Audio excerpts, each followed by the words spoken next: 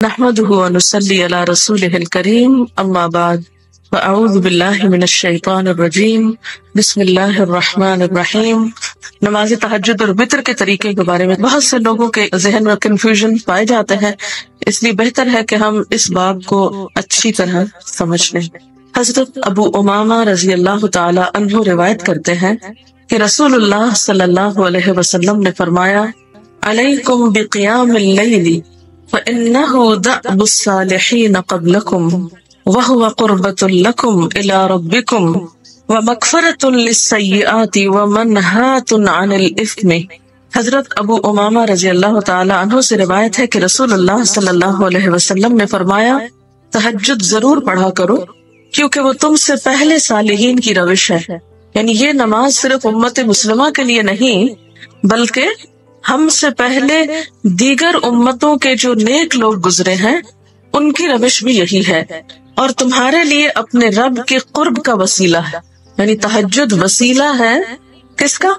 اللہ کا قرب حاصل کرنے کا، اور گناہوں کے مٹنے کا ذریعہ ہے، اور مزید گناہوں سے بچنے کا سبب ہے۔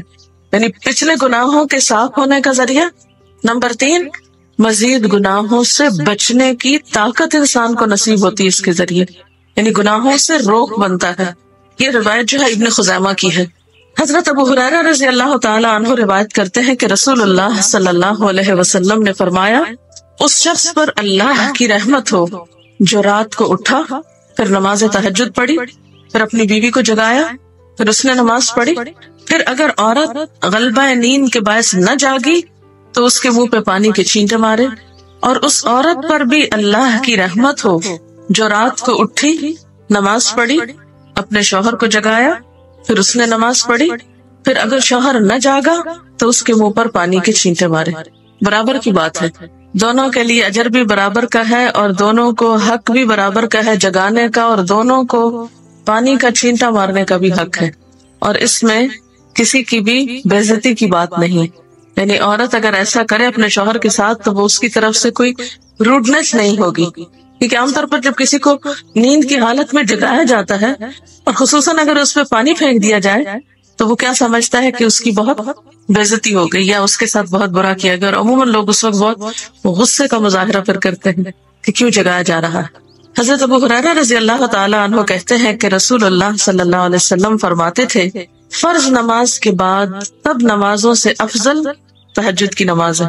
یعنی فرائض بہرحال افضل ہے، اور نوافل میں سب سے افضل تہجد کی نماز۔ رسول اللہ صلی اللہ علیہ وسلم نے فرمایا، جب انسان سوتا ہے تو شیطان اس کے سر کی گدی پر 3 گرے لگاتا ہے اور کہتا ہے کہ رات بڑی لمبی ہے، اس کو تھپکی دیتا ہے اور کہتا ہے لمبی رات ہے، ابھی سوئے رہو، ابھی ٹائم ہے، ٹھہر کے اٹھنا، یعنی اس کو سلائے رکھتا ہے۔ اگر وہ بیدار ہو کر اللہ کا ذکر کرے، یعنی آنکھ کھلے اور اللہ کا ذکر شروع کر دے تو ایک گرہ کھل جاتی، شیطان کے پھندے سے انسان آزاد ہونے لگتا ہے۔ اگر وضو کرے تو دوسری گرہ کھل جاتی، اگر نماز پڑھے تو تیسری گرہ کھل جاتی، اور وہ شادمان اور پاک نفس ہو کر صبح کرتا ہے۔ یعنی جو شخص صبح نماز کے وقت پر، تہجد کے وقت، یا پھر کم از کم فجر کے وقت اٹھ جاتا ہے، اللہ کا ذکر کرتے ہوئے وضو کرے اور پھر نماز پڑھ لے، سورج نکلنے سے پہلے یہ کام کر لے تو وہ ایک مطمئن شخص کی طرح اٹھتا ہے، ورنہ اس کی صبح خبیث اور سست نفس کے ساتھ ہوتی۔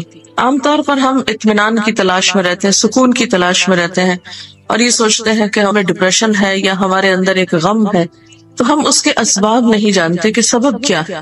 ان کے اسباب میں سے ایک بڑا سبب شیطان کی گرفت میں ہونا، اور شیطان اپنی گرفت ویسے تو دن کے وقت بھی انسان پر رکھتا ہے، لیکن خصوصاً رات کے وقت جب انسان سو جاتا ہے تو وہ نہیں چاہتا کہ سوتا ہوا اٹھے انسان، اور اگر انسان ہمت کر کے اٹھ جاتا ہے، ذکر کرتا ہے، وضو کرتا ہے اور نماز پڑھ لیتا ہے تو یہیں سے اطمینان قلب کا آغاز ہو جاتا ہے، اس کی تسلی ہو جاتی۔ رسول اللہ صلی اللہ علیہ وسلم نے فرمایا، اللہ تعالیٰ ہر رات آسمان دنیا پر نزول فرماتے ہیں، یعنی زمین سے سب سے قریبی آسمان پر۔ جب 1/3 رات باقی رہ جاتی ہے تو فرماتے ہیں، ہے کوئی جو مجھے پکارے؟ اس وقت اللہ تعالیٰ بندوں کو پکارتے ہیں، ہے کوئی جو مجھے پکارے میں اس کی دعا قبول کروں؟ ہے کوئی جو مجھ سے مانگے میں اس کو دوں؟ ہے کوئی جو مجھ سے بخشش طلب کرے تو میں اس کو بخش دوں. گویا یہ وقت دعا کی قبولیت کا وقت ہے. انسان جو مانگے اس کو ملتا ہے، اور خصوصی طور پر بخشش کے طلب کرنے کا وقت ہے. جیسے قرآن پاک میں آتا ہے وَبِالْأَسْحَارِ هُمْ يَسْتَغْفِرُونَ وَبِالْأَسْحَارِ هُمْ يَسْتَغْفِرُونَ، اور سحری کے وقت وہ استغفار کرتے ہیں. اب ہو سکتا ہے کہ آپ کہیں کہ نہیں، ہم نے تو زندگی میں کوئی خاص گناہ کیے ہی نہیں، اس لیے ہمیں تو بخشش کی ضرورت ہی نہیں. بخشش مانگے گناہگار لوگ، ہم تو نیک لوگ ہیں، نیک کام کرتے ہیں، دن رات قرآن پڑھتے پڑھاتے ہیں، اس لیے ہماری تو ضرورت نہیں. نبی صلی اللہ علیہ وسلم جن کے اگلے پچھلے سب قصور معاف کر دیے گئے تھے، وہ اتنا لمبا قیام کرتے تھے کہ ان کے قدم مبارک سوج جاتے تھے. حضرت مغیرہ فرماتے ہیں رسول اللہ صلی اللہ علیہ وسلم نے اتنا لمبا قیام کیا رات کو کہ آپ کے پاؤں سوج گئے. آپ سے سوال کیا گیا کہ آپ اتنی مشقت کیوں کرتے ہیں، اپنے آپ کو اتنا کیوں تھکاتے ہیں، حالانکہ آپ کے تو سارے گناہ معاف کر دیے گئے. آپ نے فرمایا کیا میں اللہ کا شکر گزار بندہ نہ بنوں؟ یعنی صرف گناہوں کی بخشش ہی نہیں بلکہ نعمتوں پر شکر بھی واجب ہے. جہاں ایک طرف گناہوں کی بخشش انسان کے لیے اللہ کے قرب کے راستے ہموار کرتی ہے، وہاں اللہ تعالیٰ کا شکر ادا کرنا بندے کو اللہ کا قرب عطا کرتا ہے. اچھا، اب پہلی سنت میں آپ کو بتاؤں گی کہ اگر آپ تہجد کے وقت اٹھے ہیں تو سب سے پہلے آپ کیا پڑھیں گے. حضرت عائشہ رضی اللہ تعالیٰ عنہا فرماتی ہیں کہ رسول اللہ صلی اللہ علیہ وسلم جب رات کو تہجد کے لیے اٹھتے تو یہ پڑھتے 10 بار اللہ اکبر، 10 بار الحمدللہ، 10 بار سبحان اللہ وبحمدہ، 10 بار سبحان الملک القدوس، 10 بار استغفر اللہ، 10 بار لا الہ الا اللہ، اور پھر 10 بار اللہم اعوذ بک من ضیق الدنیا و ضیق یوم القیامہ، میں تیری پناہ میں آتا ہوں دنیا کی تنگی سے اور قیامت کے دن کی تنگی سے. اللہم اعوذ بک من ضیق ضاد یہ قاف من ضیق الدنیا و ضیق یوم القیامہ، یہ بھی 10 بار. اور پھر فرماتے اللہم اغفر لی واہدنی وارزقنی وعافنی، پھر وضو کرتے اور تہجد شروع کرتے. یعنی یہ بھی وضو سے پہلے آپ پڑھ لیتے تھے. تو آپ کیا کر سکتے ہیں، جیسے آنکھ کھلی یا بستر پر لیٹے ہیں تو بعض اوقات ایسا ہوتا ہے نا کہ انسان سوچتا ہے اچھا ایک سائڈ پہ سو کے اتنے تھکے ہوئے ہوتے ہیں کہ آپ ایک دم نہیں اٹھ پاتے. حالانکہ آپ صلی اللہ علیہ وسلم کے نیند سے بیدار ہونے کا طریقہ کیا تھا کہ جب آپ اٹھتے تھے تو یک دم اٹھتے تھے، سستی کے مارے نہیں کہ کبھی ایک طرف لیٹ گئے پھر دوسری طرف سو گئے پھر دائیں طرف پھر بائیں طرف، نہیں. جب جاگنے کا وقت ہوتا تھا تو آپ فوراً اٹھ جاتے تھے. لیکن بسا اوقات ایسا ہوتا ہے کہ انسان تھکا ہوا ہوتا ہے، سائڈ بدل کے دوسری طرف کو ذرا لیٹتا ہے، تو یہ لیٹے لیٹے بھی آپ اذکار پڑھ سکتے ہیں. ٹھیک ہے، اور یہ سب آپ کو آتے ہی ہوں گے سوائے ایک وہ ذکر کے اللہم اعوذ بک من ضیق الدنیا و ضیق یوم القیامہ. اور ترتیب آپ یاد کر لیں اپنے بیڈ سائڈ ٹیبل پہ یا بیڈ پہ یا کہیں بھی، یہ نوٹس کسی پین کے ساتھ لکھ کے لگا دیں، چپکا دیں، اور جب یاد ہو جائے تو پھر اتار دیں. جب عادت بن جائے تو ہٹا دیں وہاں سے. ٹھیک ہے، جتنے دن عادت نہیں بنتی اتنے دن اپنے یادداشت کے لیے رکھ لیں. اسی طرح نیند سے اٹھ کر لا الہ الا اللہ وحدہ لا شریک لہ لہ الملک و لہ الحمد وہو علی کل شیء قدیر الحمد للہ وسبحان اللہ واللہ اکبر ولا حول ولا قوۃ الا باللہ. یہ بھی پڑھ سکتے ہیں.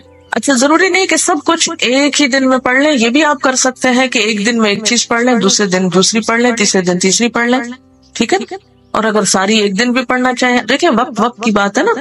ہو سکتا ہے اس وقت عمر کے اس حصے میں آپ پہ بہت ذمہ داریاں ہوں، آپ یہ سب کچھ نہ پڑھ سکتے ہوں، لیکن زندگی کا ایک ایسا وقت بھی آتا ہے جب انسان بوڑھا ہو جاتا ہے، جب اس کے اوپر باقی ذمہ داریاں کم ہو جاتی ہیں، پھر نیند بھی کم ہو جاتی ہے، پھر زیادہ عبادت کا موقع ملتا ہے.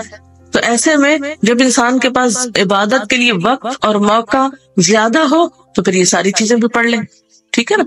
پھر اسی طرح یعنی یہ جو روایت ہے کہ جس میں آپ صلی اللہ علیہ وسلم نے فرمایا جو شخص نیند سے جاگے، اور یہ تہجد کے وقت ہی نہیں، اگر فجر کے لیے بھی آپ اٹھ رہے ہیں تو یہ دعا پڑھ سکتے ہیں لا الہ الا اللہ وحدہ لا شریک لہ، اور پھر الحمدللہ وسبحان اللہ واللہ اکبر ولا حول ولا قوۃ الا باللہ. پھر کہے اللہم اغفر لی، پھر کیا پڑھے اللہم اغفر لی. یا کوئی اور دعا کرے تو قبول ہوگی، اور اگر وضو کر کے نماز پڑھے تو وہ بھی قبول کی جائے گی. صبح اٹھتے ہی اللہ کی تعریف. اور آپ کو معلوم ہے کہ یہ جو چوتھا کلمہ ہے نا لا الہ الا اللہ وحدہ، اس کو دعا بھی کہا گیا، حالانکہ اس میں صرف اللہ تعالیٰ کی حمد و ثنا، اور یہ یوم عرفہ کی دعا ہے. حدیث میں آتا ہے کہ مجھے اور مجھ سے پہلے انبیاء کو اس دن کی جو بہترین دعا سکھائی گئی یعنی یوم عرفہ کی دعا لا الہ الا اللہ وحدہ لا شریک لہ، حالانکہ اس میں مانگنے کی تو کوئی چیز ہی نہیں، صرف اللہ کی حمد و ثنا ہے. جیسے حضرت ایوب علیہ السلام نے کہا تھا انی مسنی الضر وانت ارحم الراحمین، مانگا کچھ نہیں، انت ارحم الراحمین، انت ارحم الراحمین. اللہ تعالیٰ کی تعریف کر کے اللہ تعالیٰ کے نام کے ساتھ اس کو اگر انسان پکار لیتا ہے تو یہ بھی اس کے لیے بہت کافی. ایک اور روایت میں آتا ہے رسول اللہ صلی اللہ علیہ وسلم جب تہجد کے لیے اٹھتے، یعنی آپ ایک مرتبہ اٹھے، یعنی جو صحابی روایت کرتے ہیں، تو آپ نے بیٹھنے کے بعد آسمان کی طرف نظر کر کے سورۃ آل عمران کی آخری 11 آیات 190 سے لے کر 200 تک 11 آیتیں یہ پڑھی، ان فی خلق السماوات سے لے کر بالکل آخر تک. یعنی ضروری نہیں کہ کھڑے ہو کر آپ آسمان کی طرف دیکھیں، آپ اٹھے ہیں، چارپائی پہ بیٹھے ہوئے ہیں، ابھی وضو کے لیے نہیں گئے، بیٹھ کے آسمان کی طرف دیکھ کے پڑھ کے پھر اٹھ سکتے ہیں. اب اس میں آپ دیکھیں نا کہ انسانی نفس کی بھی ایک رعایت ہو جاتی ہے.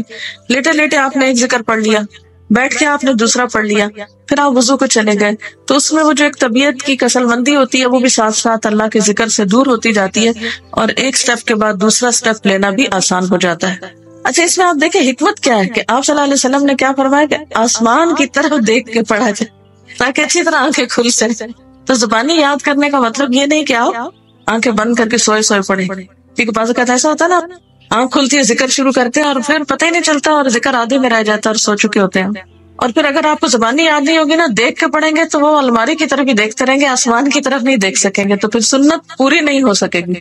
اور اسی طرح حضرت ابن عباس روایت کرتے ہیں کہ جب رسول اللہ صلی اللہ علیہ وسلم رات کو تہجد کے لیے کھڑے ہوتے تو اللہ اکبر تکبیر تحریمہ کے بعد یہ دعا پڑھتے، اللہم لک الحمد انت قیم السماوات والارض ومن فیہن ولک الحمد لک ملک السماوات والارض ومن فیہن ولک الحمد انت نور السماوات والارض ولک الحمد انت ملک السماوات والارض ولک الحمد انت الحق ووعدك الحق ولقاؤك حق وقولك حق والجنة حق والنار حق والنبيون حق ومحمد صلى الله عليه وسلم حق والساعة حق اللهم لك أسلمت وبك آمنت وعليك توكلت وإليك أنبت وبك خاصمت وإليك حاكمت فاغفر لي ما قدمت وما أخرت وما أسررت وما أعلنت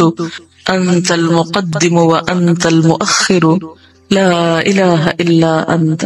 الہی تیرے ہی لیے ہے ساری تعریف، زمین و آسمان اور جو کچھ ان میں ہے سب کو تو ہی قائم رکھنے والا ہے. تیرے ہی لیے ہے ساری تعریف، زمین و آسمان اور جو کچھ ان میں ہے اس سب کی بادشاہی تیرے ہی لیے ہے. تیرے ہی لیے ہے ساری تعریف، تو ہی روشن کرنے والا ہے زمین و آسمان کو. تیرے ہی لیے ہے ساری تعریف، تو ہی بادشاہ ہے زمین و آسمان کا. تیرے ہی لیے ہے ساری تعریف. تو حق ہے، تیرا وعدہ حق ہے، تیری ملاقات حق ہے، تیرا کلام حق ہے، جنت حق ہے، جہنم حق ہے، تمام انبیاء حق ہیں اور محمد صلی اللہ علیہ وسلم حق ہیں، قیامت حق ہے. الہی میں تیرے سامنے جھک گیا، میں صرف تیرے ساتھ ایمان لایا، میں نے صرف تجھی پر بھروسہ کیا، میں نے صرف تیری طرف رجوع کیا، صرف تیری ہی مدد سے دشمنوں سے جھگڑتا ہوں، میں نے صرف تجھے ہی اپنا حاکم مانا. سو تو میرے اگلے پچھلے اور ظاہر و پوشیدہ اور جنہیں تو مجھ سے زیادہ جانتا ہے سارے کے سارے گناہ معاف کر دے. تو ہی آگے کرنے والا ہے، تو ہی پیچھے ڈالنے والا ہے، تیرے سوا کوئی سچا معبود نہیں ہے. یہ جو دعا استفتاح ہے تہجد کے وقت کی، یہ باہر نہیں نماز کے اندر پڑھنے کی دعا ہے. ہم دعا مانگتے اللہم اجعلنی لک ذکارا لک شکرا. ان دعاؤں کے پڑھے بغیر ذکار کیسے بن سکتے ہیں؟ ذکار کا صیغہ تو فعال کے اوپر ہے نا، بہت زیادہ ذکر کرنے والا. والذاکرین اللہ کثیرا والذاکرات. تو ذاکرات کیسے بن سکتے ہیں جب تک کہ یہ دعائیں زبانی نہ آتی ہوں اور اپنے وقت پر نہ پڑھی جاتی ہوں.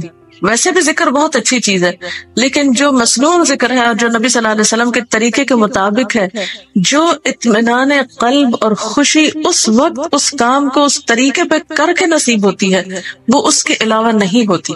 اگرچہ اس سے خوشی ہوتی ہے لیکن اس طرح کی نہیں نصیب ہوتی، اس طرح کا اطمینان نہیں ہوتا. آپ تجربہ کر کے دیکھ لیں، سنت کے مطابق زندگی گزارنا اور اپنی مرضی کے مطابق زندگی گزارنا، یہ دو مختلف لائف سٹائل ہیں، دو مختلف طریقہ ہے زندگی ہے، دونوں کا امپیکٹ فرق ہوتا ہے، اثرات فرق ہوتے ہیں. اور یہ نہیں کہ یہ کوئی بہت مشکل عمل ہے، بہت مشکل کوئی نہیں ہے، ہم کر سکتے ہیں، لیکن بات یہ ہے کہ ہم کرنے کی کوشش کریں، ارادہ تو کریں. پہلے تو آپ اپنے آپ سے یہ پوچھیں ارادہ بھی کیا کہ نہیں، کیونکہ اگر ارادہ ہو گیا نا تو کام بھی ہو جائے گا. مشکل یہ ہے کہ ہم جب کوئی ایسا کام سنتے تو پھر سوچتے نہیں ہمارا تو حالات اتنے کٹھن ہیں کہ یہ عمل ہمارے لیے نہیں، ویسے بھی نفل ہے، کوئی بات نہیں، نہ بھی ہو سکا تو کیا، یہی کہہ کے ہم چھوڑ دیتے ہیں چیزوں کو کہ نہیں. لیکن میں سمجھتی ہوں کہ جو عمر آپ بچیوں کی خاص طور پر اس وقت ہے، اس عمر کو غنیمت سمجھے، اور اس میں آپ نے جو کچھ اب یاد کر لیا، عادت ڈال لی، وہ اگلی زندگی میں شدید مصروفیت کے باوجود بالکل عادت ثانیہ ہو جائے گی، ایک روٹین ہو جائے گی اور آپ کو مشکل نہیں ہوگی. لیکن اگر اب نہیں عادتیں ڈالی، کل کو یا نئے سرے سے عادت ڈالنا بہت مشکل ہوگا. سنت مشکل نہیں ہے، صرف یہ ہے کہ ارادے، نیت اور پھر کوشش کی ضرورت. کر لیں گے تو ہو بھی جائے گا، آخر کرنے والے کرتے ہیں. لیکن جب پہلے سے سوچ لیتے نہیں بڑا مشکل، وہ تو اللہ والے کرتے ہیں اور وہ تو نیک لوگوں کا کام ہے، ہم تو نہ اللہ والے ہیں اور نہ ہی نیک ہیں، تو کیوں نہیں ہے، ہو جائے. اب آپ صلی اللہ علیہ وسلم کے تہجد کی کیفیت کیا تھی؟ حضرت ابو ذر کہتے ہیں کہ رسول اللہ صلی اللہ علیہ وسلم نے تہجد میں اتنا قیام کیا کہ اس ایک آیت کو پڑھتے پڑھتے صبح کر دی، ایک آیت پڑھتے پڑھتے صبح کر دی. کون سی آیت تھی وہ؟ ان تعذبہم فانہم عبادک وان تغفر لہم فانک انت العزیز الحکیم. ایک آیت کو اتنی دفعہ پڑھا اور پڑھتے رہے اور پڑھتے رہے اور پڑھتے رہے، اسی میں صبح ہو گئی.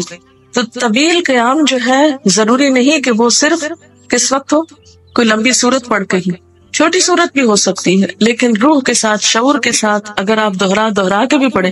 مثال کے طور پہ آپ نے کوئی سورت یاد کر لی ہے اور آپ پڑھنے کھڑے ہوئے ہیں اور آپ کو صحیح طرح آتی نہیں ہے، یا آتی ہے تو اتنی تیز نہیں آتی، بہت رٹی ہوئی نہیں ہے، تو کوئی بات نہیں، ایک ایک آیت کو 2 دفعہ 3 دفعہ بھی آپ اس کو پڑھ سکتے ہیں، اور اس طرح بھی پڑھ کے لمبا کر سکتے ہیں.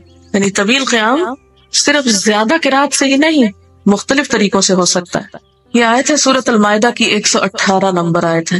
اگر تو انہیں عذاب دے تو وہ تیرے بندے ہیں، اور اگر تو انہیں معاف کر دے تو یقیناً تو غالب اور حکمت والا ہے. حضرت حذیفہ رضی اللہ تعالی عنہ نے نبی صلی اللہ علیہ وسلم کو تہجد پڑھتے دیکھا. وہ کہتے ہیں سورۃ فاتحہ کے بعد آپ نے سورۃ بقرہ پڑھی، پھر رکوع کیا. آپ کا رکوع آپ کے قیام کی مانند تھا. ہماری تو کمر نہ ٹوٹ جاتی، کر کے تو ذرا دیکھیں. میں نے زندگی میں پہلی دفعہ رمضان میں طویل رکوع اور سجدے کا موقع ملا، اس سے پہلے تو اس طرح کا سچ پوچھے کانسیپٹ بھی کوئی نہیں تھا. کیونکہ بہت سی چیزیں جب ہم پڑھتے ہیں تو ہم کہتے ہیں ہاں یہ نبی صلی اللہ علیہ وسلم کے لیے ہے، یہ تو آپ کی شان ہے اور آپ کا مقام ہے، ہم تو عام کمزور بندے ہیں. اصل میں ہم کمزور کیوں ہیں؟ اس لیے کہ ہم نے اپنی انرجیز بیکار باتوں میں بہت لگا رکھی، بیکار غم پالے ہوئے ہیں، بیکار مشغلے ہیں، بیکار گفتگویں ہیں. انرجی تو لگتی ہے نا. آپ فضول کی باتیں سوچیں تو کیا انرجی نہیں لگے گی؟ آپ نایانی چیزوں پہ کڑنا شروع کر دیں، کیا انرجی نہیں لگے گی؟ لگے گی. تو پھر آپ کے پاس کوئی تعمیری مثبت کام کرنے کے لیے نہ وقت ہے نہ انرجی ہے. پھر اس وقت تک آپ خالی ہو چکے ہوتے ہیں. رات کو دیر تک آپ اگر فضول گپ شپ کرتے رہے تو صبح اٹھے گا کون، اور پھر صبح پڑھے گا کون، اور اگر پڑھے بھی تو کیا پڑھے اس میں. کبھی آپ نے سوچا کہ احادیث کی یہ جو کتابیں ہیں یہ ساری کی ساری صرف آپ کی گفتگو نہیں، آپ کے عمل کا بھی احاطہ کیے ہوئے ہیں، اور ٹوٹل آپ کی گفتگو یہی ہے. اور اگر ہم اپنی گفتگو کو دیکھیں اور ہماری باتوں کی کوئی کتاب تیار ہو، نبی صلی اللہ علیہ وسلم کی عظمت کو پہچانے، ہم اپنی گفتگو کا جائزہ لیں. اگر ہماری گفتگو بھی ریکارڈ ہو کر لوگوں کے پاس جانے لگے، لوگوں تک پہنچنے لگے، ہم عملی نمونہ کیوں نہیں لوگوں کے لیے؟ ہمیں دیکھ کر لوگوں کے عمل کیوں نہیں بدلتے؟ ہماری بات لوگوں پر اثر کیوں نہیں کرتی؟ کبھی سوچا ہم نے؟ صرف اپنی گفتگو کے آئینے میں ہی اپنے آپ کو پہچان لیں کہ ہم کہاں ہیں، کون ہیں، کہاں کھڑے ہیں، لوگوں کے بیچ میں کیا باتیں کرتے ہیں، لوگوں کے پیٹھ پیچھے کیا باتیں کرتے ہیں، کہاں کس حال میں کیا کر رہے ہوتے ہیں. ہر شخص اپنے آپ کو خود پہچان سکتا ہے. کیا واقعی ہم اس لائق ہیں کہ کوئی ہم سے کچھ سیکھے؟ صرف اپنی گفتگو کے آئینے میں خود کو پہچانے. بعض اوقات کتنا بیکار بولتے ہیں، کتنا بے مقصد بولتے ہیں، کتنا ضرورت سے زائد بولتے ہیں. اس کا یہ مطلب نہیں کہ مصنوعی خاموشی اپنے اوپر مسلط کر لیں، کیونکہ پھر ہم دوسری ایکسٹریم پہ نکل جاتے ہیں. لیکن بامقصد گفتگو کتنی ہے ہماری باتوں میں جو واقعی فائدہ مند ہو. تو پھر ذرا روک بھی لیا کریں نا اپنے آپ کو. اپنے ساتھ خود ہی محنت کریں گے تو بات بنے گی. سوچیں تو احساس تو کریں. جب کریں گے تو انشاءاللہ کامیابی بھی ہوگی. لیکن پہلی بات تو یہ نا کہ ہم جو کچھ کرتے ہیں نہ اس کا حساب کرتے ہیں نہ اس کے بارے میں سوچتے ہیں کہ ہم کر کیا رہے ہیں. ہمیں نیکی نہ کرنے کا موقع یا ہمارے نیکی نہ کرنے کا ایک سبب اور ایک بڑی وجہ ہماری انرجیز کا بیکار چیزوں میں استعمال ہونا ہے، فضول کی سیاست میں ملوث ہونا ہے، اپنی ذمہ داریوں کا ہمیں ہوش نہیں ہوتا، دوسروں کے کاموں میں مداخلت خوب سوچتی، خود کیا کر رہے ہیں اس کا کچھ پتہ نہیں، دوسرے کیا کر رہے ہیں اس سے بہت دلچسپی، یا کیا نہیں کر رہے. بہت سے لوگ، بہت سی خواتین کمر درد کی شکایت کرتے ہیں، اور اس کی ایک بڑی وجہ نمبر 1 رکوع کا صحیح پوزیشن پہ نہ ہونا ہے، اور نمبر 2 اس پوزیشن پہ کوئی ایکسرسائز نہیں ہماری ہوتی. یہ بتا رہی ہے کہ کسی کی کمر میں درد تھا اور ٹھیک نہیں ہوتا تھا کسی چیز سے، تو ڈاکٹر نے ان کو یہ مشورہ کیا کہ طویل رکوع اور طویل سجدے کریں، بیسٹ ایکسرسائز ہے، کر کے تو دیکھیں. اور اس میں آپ دیکھیں کہ صحیح پوزیشن پہ لائیں، بالکل اسٹریٹ رکھیں گردن اور کمر کو، پیٹھ اور گردن ایک لائن میں آنی چاہیے. بہت سے لوگ یوں ٹیڑھی کرتے ہیں، یوں کر کے بس کرتے ہیں، یہ غلط پوزیشن ہے، اس سے تو اور بیمار ہو سکتے ہیں. کئی لوگ سر پھینک دیتے ہیں نیچے کو، یہ بھی غلط پوزیشن ہے، اس سے بھی کام خراب ہوتا ہے.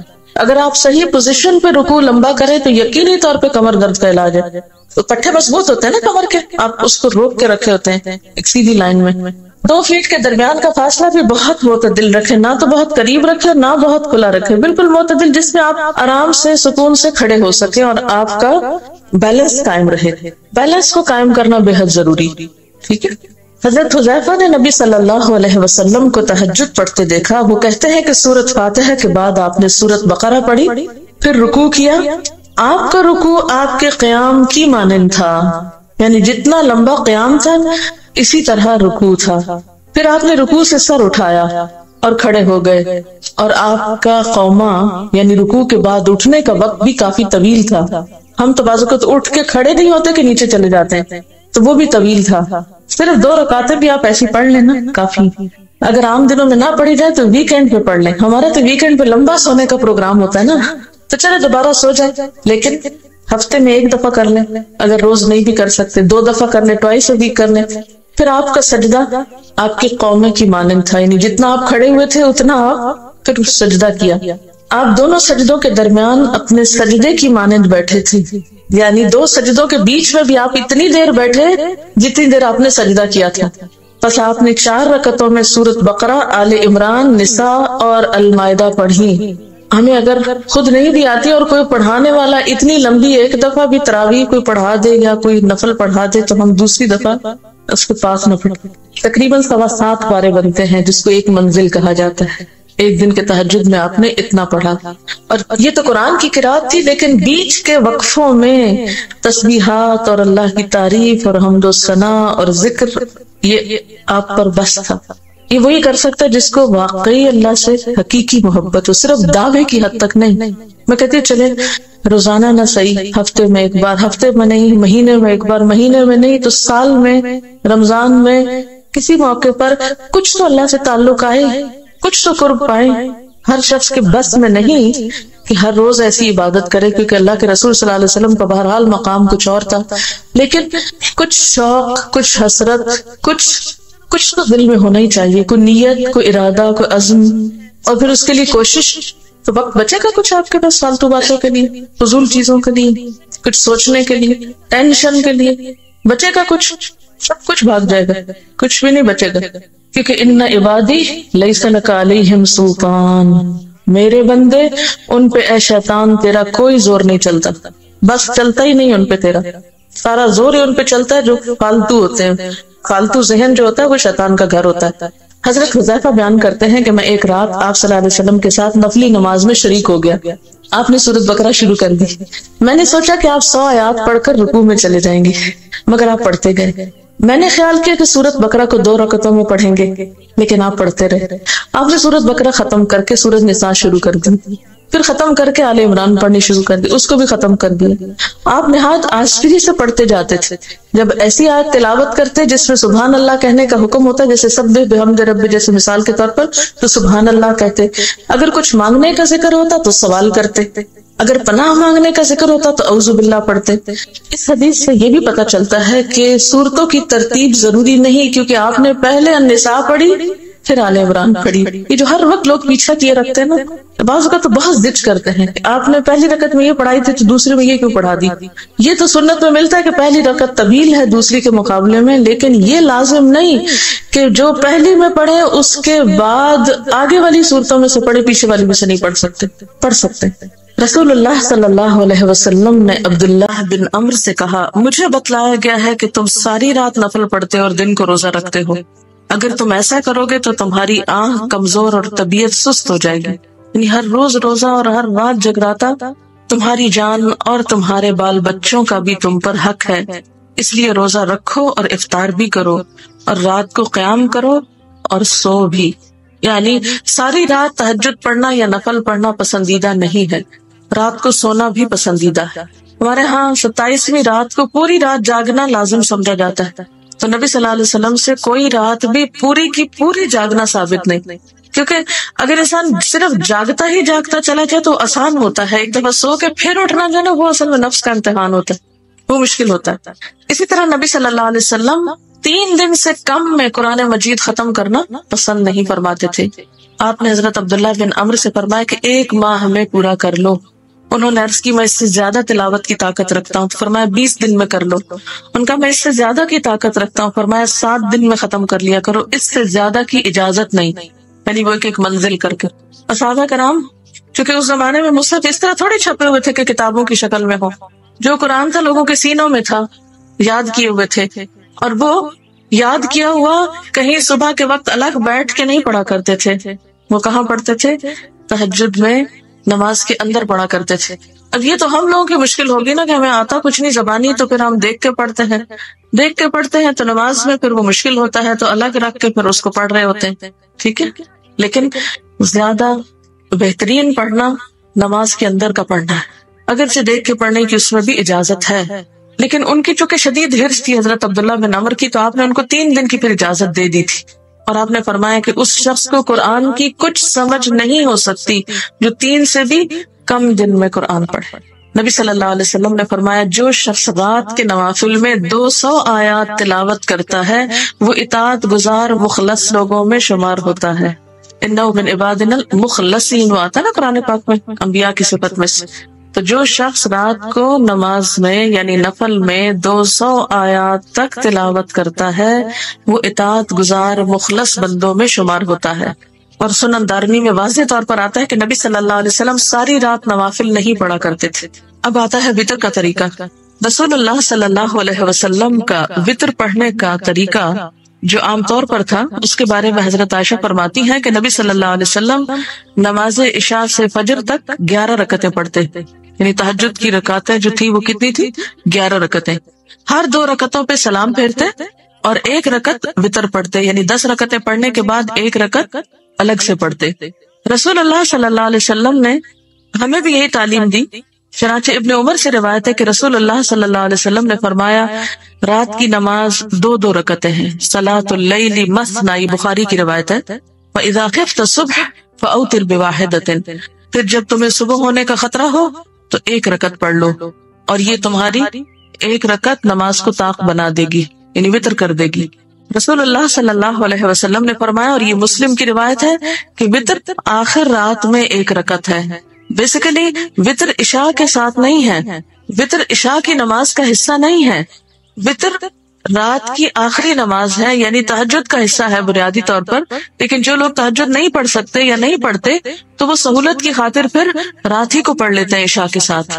رسول اللہ صلی اللہ علیہ وسلم نے فرمایا جب تم رات کو نوافل پڑھنا شروع کرو تو پہلے 2 ہلکی رکعتیں ادا کرو، اور اس میں آپ کیا کر سکتے ہیں، مثلا تحیۃ الوضو کے 2 نفل آپ ہلکے سے پڑھ لیں، ٹھیک ہے، وضو کر کے تہجد شروع کرنے سے پہلے ہلکی رکعتیں، یعنی جس میں چھوٹی کوئی صورتیں 2 پڑھ کے تو اسے آپ ختم کر لیں، اور نیت میں رکھیں کہ آپ یہ تحیۃ الوضو پڑھ رہے ہیں، اور اس کے بعد پھر آپ دوسرے نوافل بھی پڑھ سکتے ہیں۔ آپ صلی اللہ علیہ وسلم نے رات کا قیام کیا، 2 ہلکی رکعتیں پڑھی، پھر 2 طویل رکعتیں پڑھی، پھر ان سے ہلکی 2 طویل رکعتیں پڑھی، پھر ان سے ہلکی 2 طویل رکعتیں، پھر ان سے ہلکی 2 طویل رکعتیں، پھر ان سے ہلکی 2 طویل رکعتیں، پھر ایک وتر. یعنی پہلے 2 ہلکی رکعتیں، پھر اس کے بعد طویل نماز، یعنی 2 لمبی رکعت، پھر اس کے بعد ہر 2 رکعتیں جو تھی وہ پہلے سے کم ہوتے ہوتے پھر ایک وتر پہ آ گئی. یعنی کرنے کا تو آپ کچھ بھی کر لیں، لیکن وہ جو اتباع کا معاملہ ہے نا کہ چھوٹی چھوٹی چیزوں میں فالو کرنا، اس کا اپنا ہی ایک مزہ ہے، اپنا ہی ایک لطف ہے. اور یہ مسلم کی روایت ہے. پھر 1 رکعت وتر پڑھا اور یہ 13 رکعتیں ہوئی. حضرت عائشہ روایت کرتی ہیں کہ رسول اللہ صلی اللہ علیہ وسلم 1 رکعت وتر پڑھتے، آخری 2 رکعتوں اور 1 رکعت کے درمیان بات چیت بھی کرتے. یعنی اگر وتر آپ اس طرح پڑھ رہے ہیں کہ 2 ایک دفعہ پڑھ کے اور ایک دفعہ، تو اس کے بیچ میں سلام کر کے بات بھی ہو سکتی. حضرت ابن عمر روایت کرتے ہیں کہ رسول اللہ صلی اللہ علیہ وسلم وتر کی 2 اور 1 رکعت میں سلام سے فصل کرتے. یعنی اگر 3 رکعت پڑھ رہے ہیں تو 2 پڑھ کے سلام پھیر کے پھر ایک الگ. حضرت ابن عباس سے کہا گیا کہ امیر المومنین حضرت معاویہ نے 1 ہی وتر پڑھا ہے. حضرت ابن عباس نے فرمایا کہ انہوں نے درست کام کیا، وہ فقیہ اور صحابی ہیں. یہ بخاری کی روایت ہے. امام مروزی فرماتے ہیں کہ فصل کی 1 رکعت والی احادیث زیادہ ہیں، یعنی اس طرح پڑھنے کا طریقہ زیادہ روایت ہوا ہے. کس طرح؟ یعنی 3 رکعتیں مغرب کی طرح پڑھنے کی ممانعت ہے. 3 رکعتوں میں 2 الگ پڑھ کے سلام پھیر کے اور پھر ایک کھڑے ہو کے الگ پڑھنا. حضرت عائشہ فرماتی ہے کہ رسول اللہ صلی اللہ علیہ وسلم رات کو کبھی 7، کبھی 9، کبھی 11 رکعتیں پڑھتے تھے. یہ فرق کیوں ہے؟ کبھی 7 پڑھی تو مطلب کیا ہے؟ 6 نفل ہوئے اور 1 وتر ہوا. کبھی 9 تو 8 کے بعد 1، کبھی 11 1، 10 کے بعد 1. ایسا کیوں تھا؟ ہمیشہ 1 نمبر کیوں نہیں رکھا؟ ایک تو اس میں یہ کہ وسعت ہے، کوئی ایک لگی بندی روٹین نہیں. دوسری بات یہ کہ یہ بھی یاد رہے کہ نوافل میں فرض کے درجے میں گنتی نہیں پوری کریں گے آپ. اب فرض جیسے 4 رکعتیں تو آپ کبھی یہ نہیں کر سکتے کبھی 3 پڑھ لیں، کبھی 2 پڑھ لیں، کبھی 1 پڑھ لی، کبھی 4 پڑھ لی، کبھی 5 پڑھ لی. یہ نہیں کر سکتے. 4 فرض ہے تو 4 ہی پڑھیں گے، ٹھیک ہے نا؟ 3 نہیں کر سکتے. لیکن تہجد جو ہے وہ نفل نماز ہے، تو اس میں یہ بھی روایت میں آتا ہے کبھی آپ بیمار ہوتے تو بیٹھ بھی جاتے تھے. ٹھیک ہے. حضرت ابو ایوب روایت کرتے ہیں کہ رسول اللہ صلی اللہ علیہ وسلم نے فرمایا وتر ہر مسلمان پر حق ہے، بس جو شخص 5 رکعت وتر پڑھنا چاہے تو 5 رکعت پڑھے، جو 3 پڑھنا چاہے وہ 3 پڑھے، جو 1 پڑھنا چاہے وہ 1 پڑھے. یہ ابو داؤد کی روایت ہے. یعنی اس میں بھی وسعت ہے، زیادہ اور کم دونوں میں چوائس ہے، کر سکتے ہیں. رسول اللہ صلی اللہ علیہ وسلم رات کو کل 13 رکعت پڑھتے، ان میں 5 رکعت وتر پڑھتے تھے، اور ان 5 وتروں میں کسی رکعت میں تشہد کے لیے نہ بیٹھتے مگر آخر میں. یہ صحیح مسلم کی روایت ہے. یہ طریقہ بھی آپ سے معلوم ہوتا ہے. یعنی 2 طریقے پتہ چلے نا، ایک تو یہ کہ 2 پڑھ کے اور آخری رکعت ایک الگ، ٹھیک ہے. دوسرا کیا ہے کہ 2 پڑھ کے مثلاً 6 پڑھ لی اور اس کے بعد 5 رکعتیں مسلسل بغیر بیچ میں اتحیات پڑھے، ٹھیک ہے. تو آپ 5 یا 7 یا 3 یا 9 اگر وتر کی نیت سے پڑھ رہے ہیں تو پھر آپ کس طرح پڑھیں گے؟ بغیر اتحیات پڑھے، رکعت پہ رکعت پڑھتے پڑھتے بس آخری دفعہ اتحیات پڑھیں گے. اور آپ یہ بھی کر سکتے ہیں کہ 2 کر کے اور آخر میں 1 الگ پڑھ لیں. یہ دونوں طریقے درست ہیں. حضرت عائشہ سے روایت ہے کہ رسول اللہ صلی اللہ علیہ وسلم پہلی رکعت وتر میں سبح اسم ربک الاعلی، دوسری میں قل یا ایھا الکافرون، اور تیسری میں قل هو اللہ احد پڑھا کرتے تھے. نبی صلی اللہ علیہ وسلم نے فرمایا 1 رات میں 2 بار وتر پڑھنا جائز نہیں. یہ ابو داؤد کی روایت ہے. رسول اللہ صلی اللہ علیہ وسلم نے فرمایا 3 وتر نہ پڑھو، 5 یا 7 وتر پڑھو اور مغرب کی مشابہت نہ کرو. یعنی یہ 3 نہ پڑھو کا مطلب یہ نہیں کہ 3 پڑھ ہی نہیں سکتے، اس سے مراد یعنی مغرب کی طرح 3 نہ پڑھو. مغرب میں کیا ہوتا ہے 2 پڑھ کے اتحیات بیٹھ کے پھر بغیر سلام پھیرے ہم کھڑے ہو جاتے ہیں، پھر تیسرا ساتھ ہی پڑھ لیتے ہیں. تو اس میں یہ کہ اگر 3 آپ نے اکٹھی پڑھنی ہے تو بیچ کا اتحیات نہ پڑھے، تینوں اکٹھی پڑھ لیں، مراد یہ. نبی صلی اللہ علیہ وسلم نے فرمایا جو شخص آخر رات میں نہ اٹھ سکے تو وہ اول شب میں وتر پڑھ لے، ٹھیک ہے. اور جو آخر رات اٹھ سکے وہ آخر رات وتر پڑھے، کیونکہ رات کی آخری نماز وتر ہے. نبی صلی اللہ علیہ وسلم نے فرمایا رات کو اپنی آخری نماز وتر کو بناؤ. یعنی اگر تہجد کی نیت ہے تو پھر وتر صبح پہ چھوڑ دو، لیکن اگر یہ شک ہے کہ پتہ نہیں آنکھ کھلے گی کہ نہیں تو پڑھ کے سو جاؤ. اور اس صورت میں اگر آپ پھر پڑھ رہے ہیں دوبارہ تو کیا کریں گے؟ پھر خالی نفل بھی پڑھ سکتے ہیں. 1 رات میں 2 دفعہ نہیں، یعنی رات کو بھی پڑھے پھر سویرے اٹھ کے دوبارہ وتر پڑھے، ایسا نہیں ہوتا. اگر رات کو پڑھ لی ہے تو پڑھ لی ہے، اگر سویرے آنکھ کھل گئی نفل پڑھنا چاہتے ہیں پڑھ لیں. بعض لوگ اس میں یہ بھی سجیسٹ کرتے ہیں، جس کی میرے پاس ابھی دلیل کوئی نہیں ہے لیکن سنا ہے میں نے اسی طرح، کہ اگر آپ رات کو وتر پڑھ کے سو گئے تو صبح اٹھ کے پہلے 1 رکعت الگ پڑھ لیں. وہ کیا ہوگی؟ رات کی نماز کو طاق کر دے گی. پھر 2 پڑھ لیں، پھر آخر میں 1 پڑھ لیں. لیکن اس کی میرے پاس دلیل نہیں ہے سنت سے کوئی. میں نے اس طرح کسی عالم کو کہتے ہوئے سنا تھا، لیکن بہرحال وہاں پریشان ہو رہے ہوں گے کہ یہ تو سب کنفیوژن ہو گئی. اسی کنفیوژن سے بچانے کے لیے تو ہمیں ایک آسان طریقہ بتا دیا گیا جو ہماری درسی نصابی سب نماز کے طریقوں کی کتابوں میں لکھا ہوا ہے، 3 وتر پڑھنے کا طریقہ، اور ہم کھٹ سے پڑھ کے فارغ ہو جاتے ہیں. کوئی نہ پریشانی ہے نہ کچھ. میرا آپ سے سوال یہ ہے کہ یہ اتنی ورائٹی کیوں ہے؟ اب جیسے آپ صلی اللہ علیہ وسلم کی جو دعائے استفتاح تھی اس کی کئی ورژنز ملتے ہیں، ہم تو ایک ہی پڑھتے ہیں سبحانک اللہم و بحمدک تبارک اسمک. کیوں؟ کیا حکمت ہے؟ بنیادی بات یہ ہے کہ جب انسان صرف ایک لگے بندے گھسے پٹے طریقے سے ایک کام سالوں سال کرتا جاتا ہے تو اس کا نتیجہ کیا ہوتا ہے؟ مشین بن جاتا ہے. کوئی اس میں شعور نہیں باقی رہتا، کوئی اس میں سوچ سمجھ کا عمل دخل نہیں رہتا. بس آنکھیں بند کی بھی اٹھے ہوئے نماز پڑھ رہے، آنکھیں نہیں کھول رہے اول سے آخر تک، اور کچھ یاد نہیں کہ کیا پڑھا، وہی کل ہو اللہ پڑھی اور بس بات ختم. نماز جو ہے اللہ تعالیٰ سے ایک شعوری تعلق کا نام ہے، اور اس شعوری تعلق میں اگر آپ ایک دن ایک طریقہ کریں، دوسرے دن دوسرا، تیسرے دن تیسرا، تو اس سے کیا ہوگا فائدہ؟ کہ ایک نیا پن باقی رہے گا، تمام سنتیں بھی زندہ رہیں گی. آپ دیکھیں کہ ایک تو یہ ہو سکتا تھا کہ ہمیں بس ایک ہی طریقہ بتا دیا جاتا اور پھر ہم ایک ہی کے ساتھ چپک کے رہ جاتے، اور اس کا نتیجہ عام طور پر کیا ہوتا ہے کہ نمازیں بے روح ہونے لگتی. اور ایک یہ ہے کہ جو کچھ آپ نے کیا وہ سب بتایا جائے جو واقعی صحیح احادیث کے ساتھ اوتھینٹک سورسز کے ساتھ موجود ہے. یعنی یہ سب چیزیں آپ جا کے بخاری، مسلم، ابو داؤد کی کتابوں میں، کتاب الصلاۃ میں خود بھی چیک کر سکتے ہیں. اگر آپ کو وسیع کتاب ہے نا جو میں آپ کو بتا رہی ہوں، آپ خود بھی پڑھ سکتے ہیں. ٹھیک ہے؟ کیونکہ عام طور پر جب اس طرح کی باتیں بتائی جاتی ہیں تو کوٹ کیا جاتا ہے فلاں کہتی ہے، وہ سب کچھ میرے نام لگ جاتا ہے. حالانکہ یہ میں نہیں کہتی، یہ موجود ہے کتابوں کے اندر، یہ آپ نے کبھی پڑھا نہیں اس لیے پتہ ہی نہیں تو نیا لگتا ہے.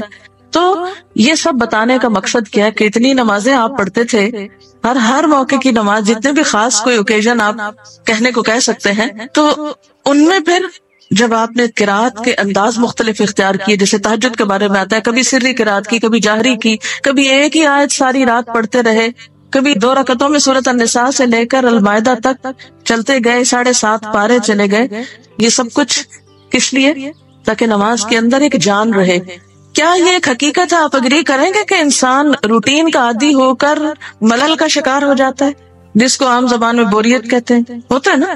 اب مثال کے طور پر رکوع کے اذکار ہیں، پتہ شاید آپ کو بھی ہو، کہیں پڑھے ہی ہو، لیکن میں نے جب ان کو ٹرائی کیا، یقین کریں نماز میں ایسا لطف آیا مجھے، کیونکہ ہمیشہ ہم پڑھتے سبحان ربی العظیم، سبحان ربی العظیم، سبحان ربی العظیم، بس ایک ہی چیز آتی ہے. زیادہ سے زیادہ ایک اور دعا ہم نے سیکھی ہوئی ہے، سبحانک اللہم ربنا و بحمدک اللہم اکبر. اس کے علاوہ میں تو نہیں کچھ اور پڑھتی تھی، کہیں ادھر ادھر پڑھا بھی تو اتنا دھیان نہیں دیا. لیکن جب سے مجھے یہ حقیقت سمجھ میں آئی کہ اگر بدل بدل کے چیزیں پڑھے تو نماز میں روح پیدا ہوتی ہے، تو میں نے کل یہ ٹرائی کیا، سبوح قدوس رب الملائکۃ والروح، تو ایک عجیب لطف نماز میں محسوس ہوا. تو پہلی تو وہی تسبیح ہے جو سبحان ربی العظیم کی ہے، دوسری وہ جو ابھی میں نے آپ کو سنائی، سبحانک اللہم ربنا و بحمدک اللہم اغفر لی، تیسری ہے سبوح قدوس رب الملائکۃ والروح. اور یہ مسند احمد میں بھی ہے، نسائی میں بھی، ابو داؤد میں بھی ہے، مسلم میں بھی، یعنی کتنی کتابوں نے اس کو روایت کیا. پھر اسی طرح 6 حدیث کی کتابوں میں روایت ہوئی ہے یہ دعا رکوع کی، اللہم لک رکعت وبک آمنت ولک اسلمت خشع لک سمعی وبصری ومخی وعظمی وعصبی. اے اللہ میں نے تیرے لیے رکوع کیا، تجھ پر ایمان لایا، تیرے لیے اسلام لایا، جھکے ہوئے ہیں تیرے لیے میرے کان اور میری آنکھیں اور میرا دماغ اور میری ہڈیاں اور میرے اعصاب، سب کچھ تیرے آگے جھکا ہوا ہے. وہ جو 5 منٹ کا رکوع ہے اس میں اگر آپ یہ بار بار تسبیح کریں، پھر آپ دیکھیں اپنی کیفیت کہ اللہ تیرے آگے جھکا ہوا، میری ہڈیاں بھی جھکی ہوئی ہیں، میرے اعصاب بھی جھکے ہوئے ہیں، میرا سر بھی جھکا ہوا ہے، میری تمام چیزیں تیرے آگے جھکی ہوئی ہیں. تو انشاءاللہ نمازوں میں انشاءاللہ یقینی خشوع پیدا ہوگا. پھر اسی طرح سبحانک و بحمدک لا الہ الا انت، ایک اور تسبیح یہ ہے، سبحانک و بحمدک لا الہ الا انت. پھر اسی طرح سبحان ذی الجبروت والملکوت والکبریاء والعظمت، سبحان ذی الجبروت والملکوت والکبریاء والعظمت. کوئی مشکل نہیں ہے، اگر یہ آتی ہو، فجر کی نماز میں 1 پڑھ لیجئے، ظہر میں 2، عصر میں 3، مغرب میں 4، عشاء میں 5، تہجد میں 1 اور، تو بدل بدل کے آپ پڑھیں گے تو انشاءاللہ نماز کی جو تاثیر ہے وہ آپ محسوس کریں گے انشاءاللہ. پھر اسی طرح رکوع سے کھڑے ہونے کے اذکار ہیں، سمع اللہ لمن حمدہ، اللہم ربنا لک الحمد، ربنا ولک الحمد، ربنا لك الحمد ملء السماوات وملء الارض وملء ما بينهما وملء ما شئت من شيء بعد. کیونکہ وہ ایک حدیث میں آپ نے پڑھا تھا نا کہ جتنا طویل آپ نے قیام کیا اتنا ہی آپ نے رکوع کیا، اور جتنا طویل رکوع کیا اتنا ہی کھڑے ہو کے دوبارہ قوما کیا. اب کھڑے ہو کر کتنی دفعہ آپ کہیں گے سمع اللہ لمن حمدہ، سمع اللہ لمن حمدہ، اس سے تو بات نہیں بنے گی.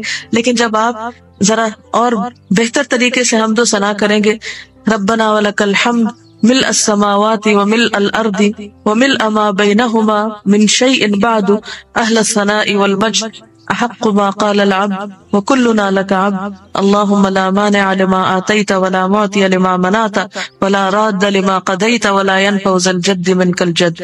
یہ مسلم میں، نسائی میں اور ابو داؤد میں روایت ہوئی.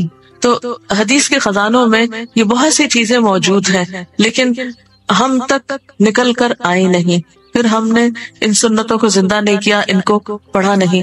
تو ضرورت ہے کہ تھوڑی تھوڑی بھی کوشش انشاءاللہ آپ کرتے رہیں گے، اسپیشلی ینگ گرلز. اب جو چیزیں زندگی میں داخل ہو جائیں گی وہ اگلی زندگی میں سہولت کے ساتھ آپ کر پائیں گے. پھر اسی طرح دعائے قنوت کے 2-3 صیغے، پھر اسی طرح سجدے کی دعائیں. سجدے کی دعاؤں میں بھی اسی طرح یہ جو رکوع کے ہیں ان کے علاوہ اللہم انی اعوذ برضاک من سخطک وبمعافاتک من عقوبتک واعوذ بک منک لا احصی ثناء علیک انت کما اثنیت علی نفسک. تو یہ سب گر ہیں یا نسخے ہیں اللہ تعالیٰ سے تعلق اور محبت بڑھانے کے. پھر اسی طرح ہم جو اتحیات کے بعد جو دعائیں پڑھتے ہیں اس میں بھی رب جعلنی والی صرف ایک ہی یاد کرتے ہیں، اس میں بھی 2-3 صیغے جو ہے وہ مسنون کتابوں سے ثابت ہے. پھر اس کے بعد سلام پھیرنے کے بعد جو دعائیں ہیں، اور اسی طرح جو دعائیں استفتاح ہے جو ابھی میں ذکر کر رہی تھی کہ صرف یہی نہیں ہے جو ہم پڑھ لیتے ہیں سبحانک اللہم، بلکہ اس کے علاوہ اللہم باعث بینی. یہ بھی دیکھا گیا جن کو اللہم باعث بینی آتا بس وہ پھر اس پہ اٹک جاتے ہیں، اس سے آگے نہیں. اس میں وجہت وجہی للذی فطر السماوات والارض والی دعا بھی ہے. پھر اسی طرح بخشش کی دعا اور اللہم رب جبرائیل و میکائیل، یہ تہجد کی نماز میں استفتاح کی دعا. میں سوچتی ہوں کہ اگر پڑھتے نہیں بھی تو پتہ تو ہو کہ ایسی دنیا سے چلے جائیں گے کہ اتنی بھی پہچان نہ ہو کہ اللہ کے رسول صلی اللہ علیہ وسلم نے کس کس انداز اور کس کس رنگ میں اپنے رب کو پکارا. کتنے بے خبر ہیں آپ اپنے محبوب سے، یعنی نبی صلی اللہ علیہ وسلم سے محبت کا دعویٰ ہمیں سب کو ہے لیکن ان کی پہچان نہیں ہے. کیا کرتے تھے وہ؟ ساری گفتگو کا خلاصہ کیا ہے؟ نفل نمازوں میں سب سے افضل تہجد کی نماز ہے. فائدہ بتائیے، قرب کا ذریعہ ہے، گناہوں کو مٹانے کا ذریعہ ہے، اور اگلے گناہوں سے بچانے کا ذریعہ ہے. یہ حدیث سے پتہ چلتا ہے، اور پچھلے صالحین کی بھی روش رہی ہے. اطمینان قلب نصیب ہوتا ہے کیسے؟ شیطان جو انسان کی گدی پر سر پہ 3 گرہیں لگاتا ہے، یعنی اس کے دماغ کو جکڑتا ہے ایک طرح سے، وہ کھل جاتی ہیں گرہیں جب انسان صبح اللہ کا ذکر کرتا ہے، وضو کرتا ہے، نماز پڑھتا ہے، تو ایک اچھے نفس کے ساتھ اپنے دن کا آغاز کرتا ہے. ورنہ خبیث نفس کے ساتھ اور سست نفسی کے ساتھ انسان دن کا آغاز کرتا ہے. رات کا جب 1/3 حصہ باقی رہ جاتا ہے تو اللہ تعالیٰ آسمان دنیا پر نزول فرماتے ہیں اور پکارتے ہیں اپنے بندوں کو. کیا کہتے ہیں؟ ہے کوئی دعا مانگنے والا کہ میں اس کی دعا قبول کروں؟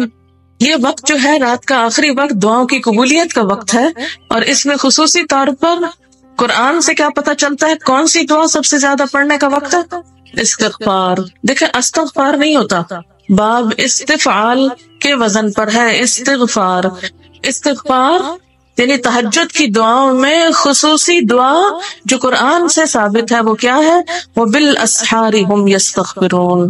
اور اس کے علاوہ تہجد شکر گزاری کا ذریعہ ہے.